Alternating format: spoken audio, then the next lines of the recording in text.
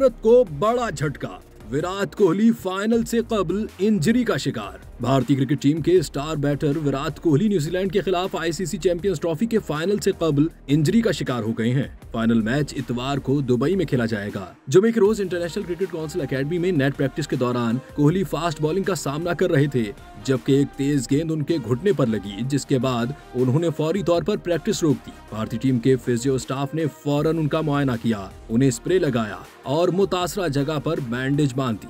चोट के बावजूद कोहली ग्राउंड में मौजूद रहे और बकिया ट्रेनिंग सेशन को देखते रहे, जबकि उन्होंने साथी खिलाड़ियों और कोचिंग स्टाफ को अपनी फिटनेस के बारे में आगाह किया। बादअज़ां भारतीय कोचिंग स्टाफ ने वाज़ेह किया कि कोहली की चोट संगीन नहीं है और वो फाइनल में खेलने के लिए मुकम्मल तौर पर फिट होंगे।